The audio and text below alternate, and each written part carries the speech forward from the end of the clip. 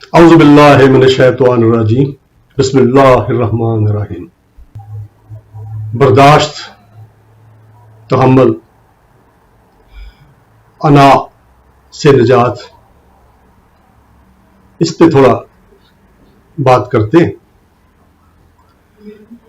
میں نے ایک چیز محسوس کی ہے اپنی ذاتی زندگی کے تجربے سے بھی اور اپنے ارد گرد بھی، جو ماحول ہے، جو ہمارے دوست ہیں، عزیز و اقارب ہیں، جب بھی ان سے ملاقات ہوتی ہے تو ایک چیز جو ہے جو ہمیں ہمیشہ مارتی ہے، ہمیں ہمیشہ، آپ کہہ لیں کہ وہ جو اللہ کے سامنے جھکنا ہے اور جس کو ہم ڈاؤن ٹو ارتھ بولتے ہیں نا، اس میں جو رکاوٹ بنتی ہے وہ ہے انا۔ اس کو عام سادہ زبان میں یہ کہہ لیں کہ میں کہوں گا جی میں سب سے اچھا ہوں، میں سب سے زیادہ نیک ہوں، میں سب سے زیادہ پرہیزگار ہوں، کیا میرا مرتبہ سب سے بڑا ہے، میں سب سے زیادہ خوبصورت ہوں، میں سب سے زیادہ طاقتور ہوں، میری نسل بڑی اچھی ہے جی، میری ذات بڑی اچھی ہے۔ یہ چیزیں جو ہیں اس کے اندر آ جاتی ہیں اور پھر یہ پرائڈ پیدا کرتی ہے نا، یہ پرائڈ ہے ایک طرح کی جس کا ہم اظہار کرتے ہیں، یہ پھر ہمیں ہمارے اندر تکبر اور غرور پیدا کرتی ہے۔ دوسرا ہے برداشت۔ ہم کسی کی بات برداشت نہیں کرتے، ہم اختلافی بات کو سننے کے لیے تیار نہیں ہوتے۔ یہ ایک بڑی چیز ہے کہ جس کو دیکھنے کی ضرورت ہے۔ تو یہ دو چیزیں میں آپ کو بتا دوں، ان دو چیزوں کو اگر ہم مینج کر لیں، یعنی انا کو مینج کر لیں، اس سے کیا ہوگا؟ اس سے غرور ختم ہو جائے گا، پرائڈنس ختم ہو جائے گی، تکبر ختم ہو جائے گا، وہ جو اکڑ کے ہم چلتے ہیں وہ ختم ہو جائے گا، اور برداشت یعنی ٹالرنس، دوسرے کی سنیں،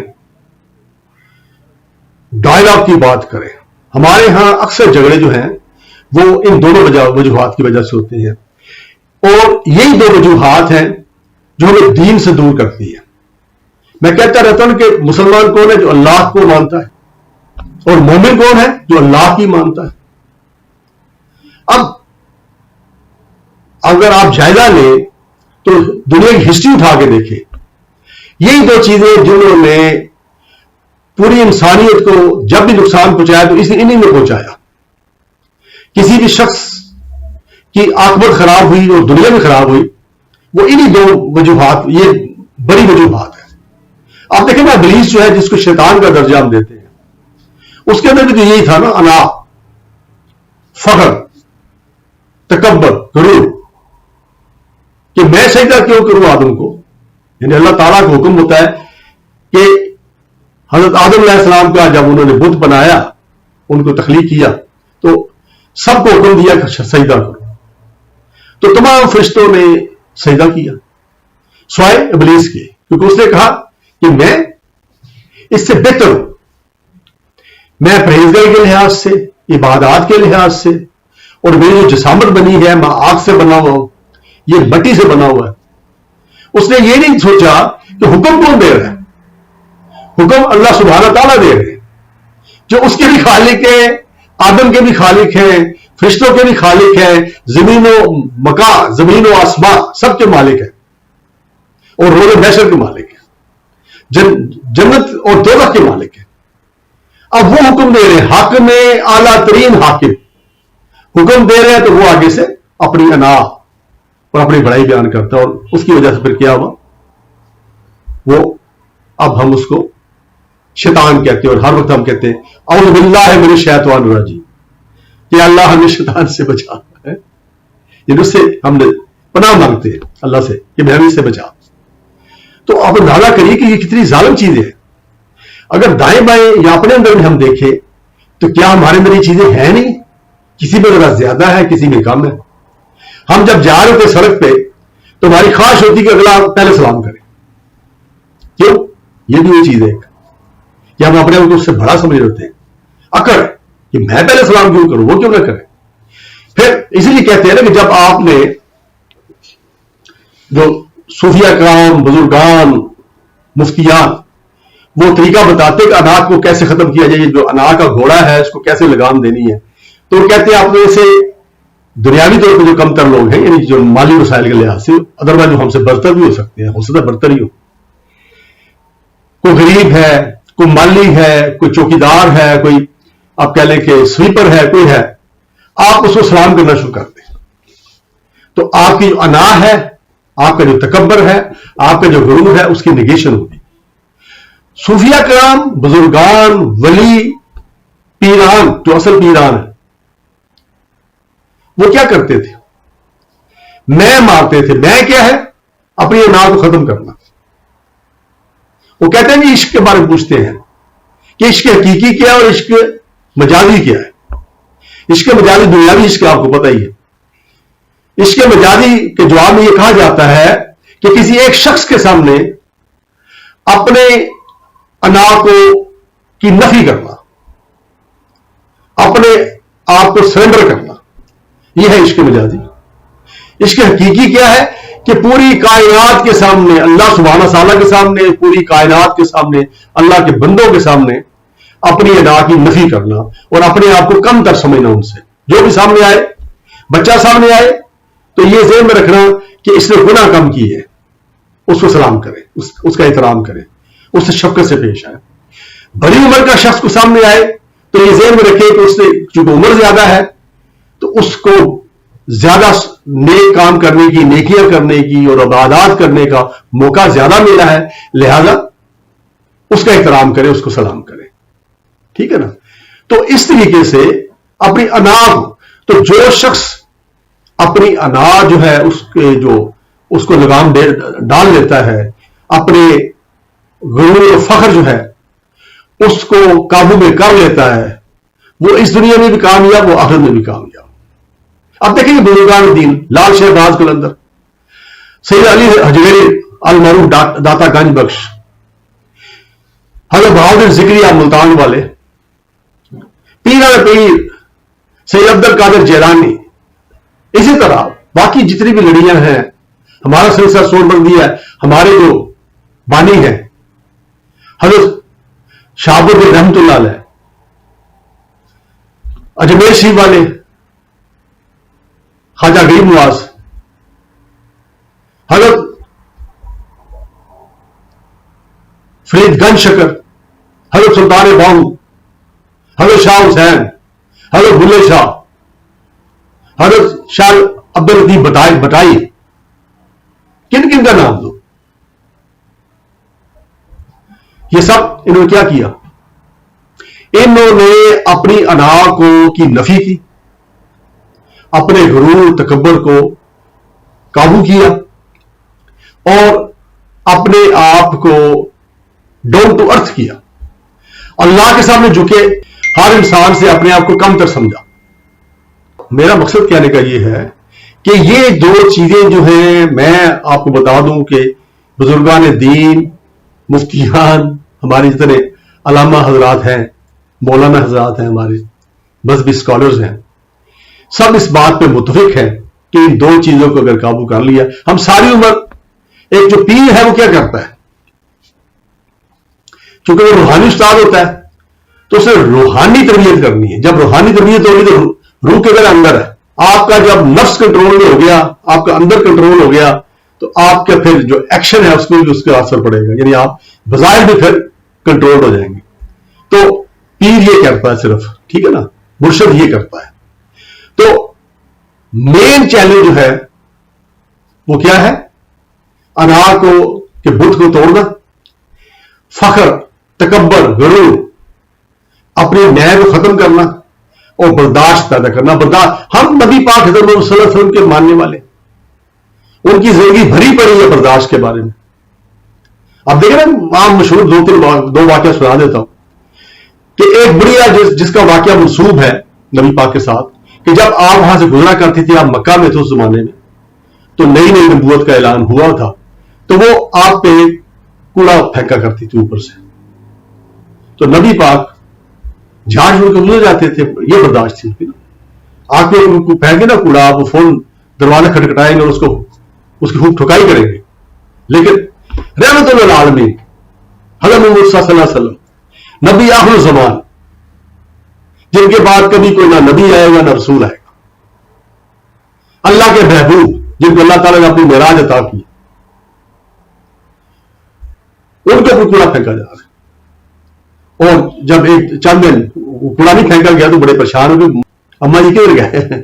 تو آپ اس کے گھر پہنچ گئے، پتہ چلا بیمار پڑی ہے، تو ان کی آپ نے تیمار بھی نہیں کی، اثر ہوا اور وہ مسلمان ہو گئے۔ پھر جناب طائف گئے تبلیغ کے لیے، یہ بھی مکی زندگی کا حصہ ہے، انہیں دنوں میں گئے۔ وہاں جب گئے تو وہاں کے جو لوفر گنڈے تھے وہ پیچھے لگا دیے گئے، آپ پہ وہ آوازیں بھی کستے تھے، آپ کے اوپر پتھر بھی برسائے، آپ لہو لہان بھی ہوئے۔ لیکن اور اس وقت کہا جاتا ہے کہ اللہ کی طرف سے فرشتہ وہاں پہ بھیجے گئے اور فرشتوں نے کہا کہ اگر آپ حکم دیں تو یہ پہاڑ ہم طائف والوں کے اوپر گرا دیتے ہیں، ان کو یہیں پہ دفن کر دیتے ہیں۔ تو نبی پاک کی ٹالرنس دیکھیں، برداشت دیکھیں، انہوں نے کہا نہیں، ان میں سے اگلی نسل جو ہے مجھے امید ہے کہ وہ مسلمان ہوں، تو آپ نے ان کو بھی معاف کیا۔ پھر آپ فتح مکہ جب ہوتی ہے، آپ دیکھیں نا، وہ کہتے ہیں سب کو مان ہے، ابو سفیان جو سردار قریش رہا ہمیشہ اور جس نے تمام جنگوں میں قریش کی قیادت کی اور سب سے زیادہ نقصان مسلمانوں کو پہنچایا، اس کی جو بیوی تھی حمدہ، اس نے نبی پاک کے محبوب چچا حضرت امیر حمزہ کا کلیجہ چبایا غزوہ احد کے موقع پہ، اس کو معاف کر دیا، اس کے گھر کو جائے پناہ قرار دے دیا۔ تمام مکہ والے جتنے بھی کافر تھے انہوں نے کہا جو گھر کے اندر رہے گا، لڑنے کے لیے نہیں آئے گا باہر، اس کو پناہ ہے۔ دیکھیں برداشت، ورنہ کون ہوتا فاتح آج کل کے زمانے میں، وہ سب کے سرکرم کر دیتا، پورا مکہ صاف کر دیتا۔ ہم ان کی ہمت ہے، برداشت کیا کریں۔ ایک لمحہ ہی ہوتا ہے صرف، وہ نکل جائے تو پھر آپ نارمل انسان ہو جاتا ہے۔ جب بھی کوئی مخالف بات کرے اس کی سن لیں، پھر اگر موقع ملے تو اس کو قائل کریں۔ یہ ایک طریقہ ہے۔ آپ دیکھیں کہ جتنے بھی ہمارے اساتذہ کرام ہیں وہ یہی کرتے ہیں نا، کوئی جب بات کرتے ہیں جا کے کسی جگہ پہ کسی محفل میں تو وہاں پہ آ کے کاؤنٹر سوال ہوتے ہیں۔ ڈاکٹر ذاکر رائے کا آپ دیکھیں ان کے پروگرام چلتے رہتے ہیں، یوٹیوب پہ پڑے ہیں، تو وہاں پہ بڑے ٹیڑھے ٹیڑھے سخت سوالات ان کو کیے جاتے ہیں، لیکن وہ مسکرا کے آگے سے پھر ان کے جواب دیتے ہیں۔ وہ ٹیمپر لوز نہیں کرتے، وہ برداشت کرتے ہیں، وہ اس کو انا کا مسئلہ نہیں بناتے۔ یہ صورتحال باقی بزرگان جتنے بھی ہیں، یہ سب کے اندر یہ کامن برداشت، غرور تکبر کو ختم کرنا، اور اناج ہے اس کو لگام دینا۔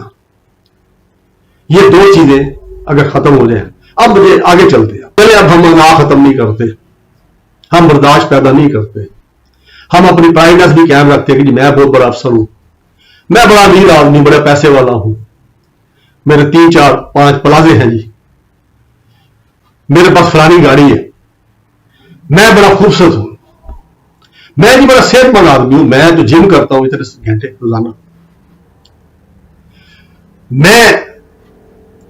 میں ہوں، سب ہے نا، بالکل ٹھیک ہے۔ آج روح نکل جائے تو میں کیا ہوں؟ میں مکھی نہیں اڑا سکتا اپنے ناک سے۔ امتیاز کو کہیں گے وہ میت پڑی ہے، جی امتیاز کی میت پڑی ہے، ڈیڈ باڈی، مجھے وہ یہ کہ امتیاز کدھر پڑا ہے، وہ کہتے ہیں اس بیڈ پہ میت پڑی ہے، امتیاز کی میت پڑی ہے۔ اب ہر بات، ہر لفظ شخص جو یہ کہہ رہا ہے میت کدھر ہے، جی میت کو کب لے جانا ہے، میت کو کب دفن کرنا ہے، ہر بندہ یہی بات کہے گا، امتیاز نہیں کہے گا امتیاز کو کب دبانا ہے، نو، ختم ہو گیا۔ اب میری خوبصورتی، اب میری طاقت، اب میری دولت، اب میرا غرور، اب میرا عہدہ، اب میرا بزنس، اب میری صحت کدھر گئی؟ مٹی میں۔ تو یار کل جو جانی ہے تو آج ہی نکال دیں، اب ہم خود ہی نکال دیں. ایک چیز کل کسی نے ہم سے چھین لینی ہے، ٹھیک ہے، ہم نے یہی چھوڑ جانا ہے سارا کچھ، تو آج کیوں نہ چھوڑ دے؟ کیا فرق پڑتا ہے مجھے بتائیں نا. تکبر، غرور، فخر، یہ آج ہم اس سے دستبردار ہو جائیں گے تو کیا فائدہ ہوگا کہ پھر ہم تو پہلے پڑے ہوں گے نا، ہم تو پہلے جھکے ہوئے ہوں گے، ہم تو پہلے زمین پہ ڈیرا بسائے بیٹھے ہوں گے. تو زیادہ زمین کے نیچے دبانا ہے نا تو وہ کوئی محسوس نہیں ہوگا نا. اور ہو سکتا ہے ہماری دیکھا دیکھی ہمارے عزیز و اقارب، ہمارے بچے، ہمارے دوست، ہمارے احباب وہ بھی اس کو فالو کرنا شروع کر دیں. اگر وہ اس کو فالو کرنا شروع کر دیں تو ایک جماعت تیار ہو جائے گی نا ایسی. ان کی دیکھا دیکھی ان کی فیملی، ان کے بچے، ان کے دوست، عزیز و اقارب وہ بھی فالو کرنا شروع کر دیں گے کچھ لوگ. تو آہستہ آہستہ آپ دیکھیے، اب دیکھیں ہر سال میں پاکستان کی مثال دیتا ہوں کہ تقریباً 1,00,000 سے زیادہ لوگ جو ہیں وہ حج کرتے ہیں، اور بڑا بے حساب کرتے ہیں. اگر ان 1,00,000 میں سے 50,000 حاجی جو ہیں وہ واپس آ کے اپنی زندگیوں کو تبدیل کر لیں اور نبی پاک کے حکم کے مطابق، اللہ کے حکم کے مطابق اپنی زندگی کو ڈھال لیں اور انا ختم کر دیں، غرور ختم کر دیں، فخر ختم کر دیں، برداشت پیدا کریں، تو آپ دیکھیں پاکستان جاتا کدھر ہے. لیکن انفارچونیٹلی ہمیں اس کا ریفلیکشن کی نظر نہیں آتی. یعنی ہم جاتے ہیں، حج کرتے ہیں، وہاں پہ ہم پہ اثر بھی ہوتا ہے وہاں پہ اس وقتی طور پہ، تو واپس آتے ہیں، پھر اس کے بعد ہم اسی طرح ہو جاتے ہیں. 2-4-6 مہینے بعد ہم اس طرح اسی روٹین میں آ جاتے ہیں. جیسے کوئی ہمارا عزیز، بڑا قریبی، ہماری ماں، ہمارا باپ جب دنیا سے جاتے ہیں، فوت ہو جاتے ہیں، ہم جب ان کو قبر پہ اتار رہے ہوتے ہیں ہم سمجھتے ہیں ہماری دنیا ختم ہو گئی ہے، ٹھیک ہے نا. لیکن اس کے بعد آ کے اگلے دن ہماری سچویشن کچھ اور ہوتی ہے، اس سے اگلے دن کچھ. پھر ایک سٹیج ایسی بھی آتی ہے کہ وہ ہم ان کی قبر پہ کئی مہینے نہیں جاتے اور بھول جاتے ہیں موت کو. تو خدا را ایک ہی فارمولا ہے کہ ہر دن کو آخری دن سمجھے، اور جیسے میں کہا کرتا ہوں کہ ہر رات اپنے تمام غلطیاں اس کی معافی مانگے اللہ سے، اس سے پہلے سب کو معاف کر دیں تو زیادہ بہتر ہے. آپ یا میں، اگر وہ رات ہماری آخری رات ہے اور اس دوران ہم اٹھا لیے گئے ہیں، کیونکہ موت عام طور پہ آپ نے دیکھا ہوگا کہ عام طور پہ رات کے ٹائم ہی آتی ہے، زیادہ سوئی آتی ہے، بلڈ پریشر ہو گیا، ہارٹ اٹیک ہو گیا یا کچھ اور مسئلہ ہو گیا. جنرلی میجورٹی موات ہیں وہ رات کے ٹائم ہی ہم سنتے ہیں کہ طبیعت خراب ہوئی، ہاسپٹل لے گئے، یا ہاسپٹل میں جا کے وہ فوت ہو گئے یا رستے میں فوت ہو گئے.